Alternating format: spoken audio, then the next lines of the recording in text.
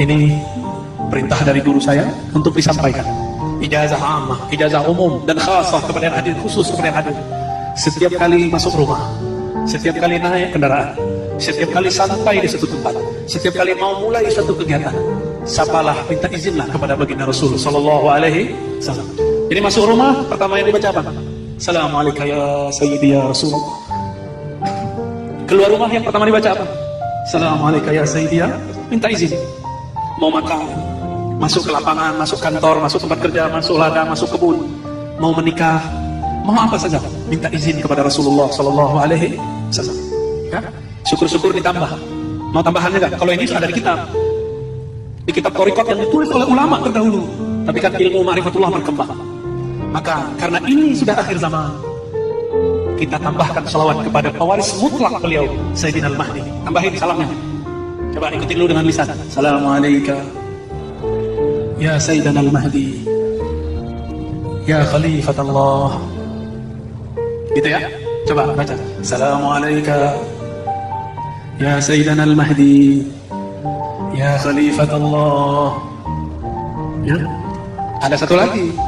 Belum ditulis juga di banyak kitab, tapi ditulis di kitab Qalbu para ulama. Salam kepada Sayyidina Khidir alaihissalam. Siapa nama kecil beliau? Balya. Siapa nama kecilnya? Balya bin Mulkan atau Malkan. Ya? Boleh Mulkan, boleh Mal? Coba baca. Assalamualaikum ya Sayyidina Al-Khidir, Balya bin Mulkan, Abul Abbas. Nah, boleh dibaca. Boleh Al-Khidir aja, boleh Balya bin Mulkan. Lebih afdal ditambah Abul Abbas. Al-Fatihah. Ar-Rahman. Ya. Orang yang baca ini di satu rumah, rumahnya akan disinari cahaya nur Muhammad sallallahu alaihi wasallam. Orang yang keluar rumah baca ini, maka selawat dari malaikat 10 kali rahmat keselamatan turun kepadanya. Orang yang baca ini di satu tempat yang katanya angker, kabur yang angker, nanti dia jadi muslim dia. Ya, insya Allah. Orang yang baca ini ketika terjadi perdebatan keributan, nanti tiba-tiba berhenti itu ributnya. Ya. Lagi kalau baca aja tuh salam. Assalamualaikum warahmatullahi wabarakatuh. Alhamdulillah, salatu wassalamu ala rasulillah, amma ba'd. Kaum muslimin yang dirahmati Allah subhanahu wa ta'ala, seandainya syariat yang sudah ada di dalam agama Islam ini, yang sudah ditetapkan oleh Allah dan Rasulnya, yang difahami dan diamalkan oleh mereka para sahabat radhiyallahu anhum ajma'in, yang diamalkan oleh mereka para generasi terbaik umat ini, semuanya kita amalkan, maka tidak akan mampu dan tidak akan cukup waktu kita untuk mengamalkan semuanya tersebut. Dari mulai bangun tidur di sepertiga malam sampai kita tidur lagi, begitu banyak amaliyah-amaliyah yang jelas-jelas diajarkan, dicontohkan, diperintahkan oleh Allah dan Rasulnya. Bangun di sepertiga malam membaca zikir, Alhamdulillahilladzi ahyana ba'dama amatana wa ilaihin nusyur.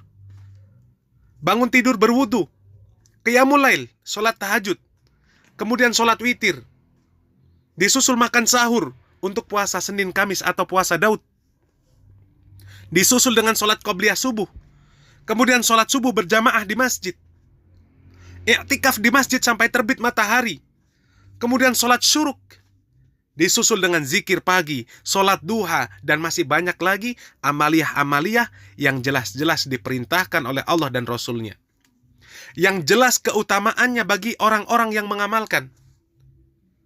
Maka kita tidak akan mampu mengamalkan itu semua secara keseluruhan. Lalu kenapa membuat-buat amaliyah-amaliyah baru yang hanya dengan dasar istihsan, menyangka baik sebuah amaliyah yang tidak pernah diperintahkan dan dicontohkan oleh Rasulullah Sallallahu Alaihi Wasallam dan juga para sahabatnya serta generasi terbaik umat Islam ini? Apakah kita lebih mengetahui agama ini dibanding mereka?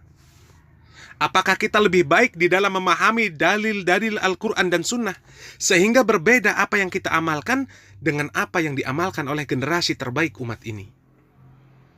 Dan sudah dipastikan kita tidak lebih baik dan tidak lebih faham dibandingkan dengan mereka generasi terbaik umat ini di dalam memahami agama Islam yang mulia ini. Mereka bersolawat, mereka memuji Rasulullah Sallallahu Alaihi Wasallam, mereka mencintai Rasulullah Sallallahu Alaihi Wasallam. Mengapa kita tidak mengikuti mereka di dalam permasalahan-permasalahan tersebut?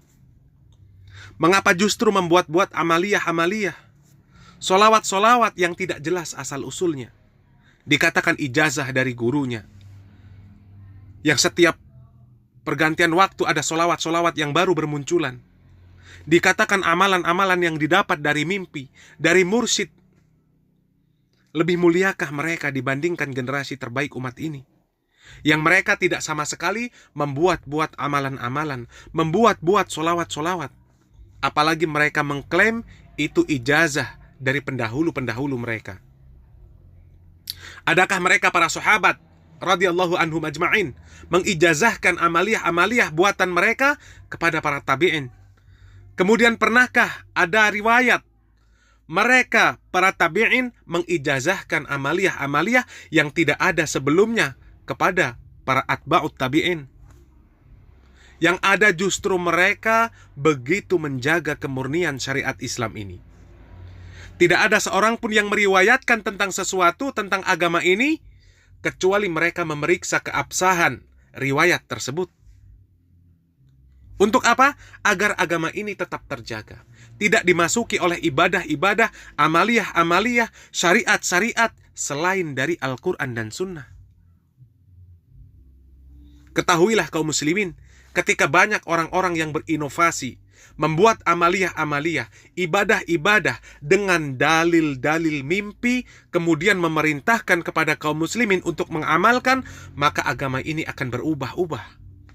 Terkontaminasi oleh tangan-tangan manusia, terkontaminasi oleh pemikiran-pemikiran manusia, dan akan hilanglah kemuliaan dan kemurnian agama Islam yang mulia ini.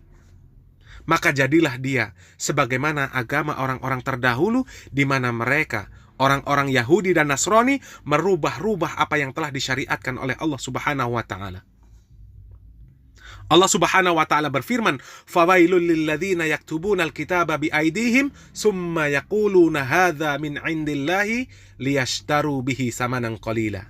Maka kecelakaanlah yang besar bagi orang-orang yang menulis Alkitab dengan tangan-tangan mereka sendiri, lalu dikatakan oleh mereka ini datang dari sisi Allah dengan maksud untuk memperoleh keuntungan yang sedikit dengan perbuatan tersebut.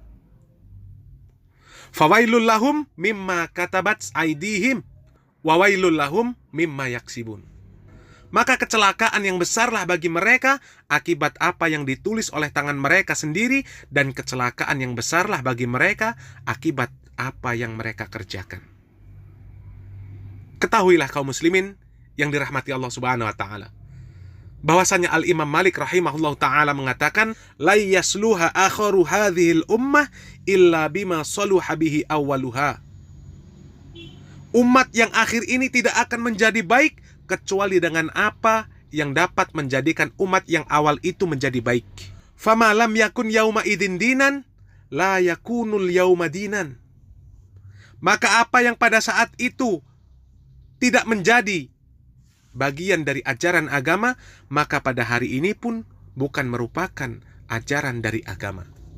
Rasulullah sallallahu alaihi wasallam mengatakan, man amila amalan laisa alaihi amruna fahuwa raddun. Barang siapa yang beramal dengan sebuah amalan yang tidak ada perintahnya dari kami, maka amalan tersebut tertolak. Semoga apa yang kami sampaikan bermanfaat. Barakallahu fikum. Wassalamualaikum warahmatullahi wabarakatuh.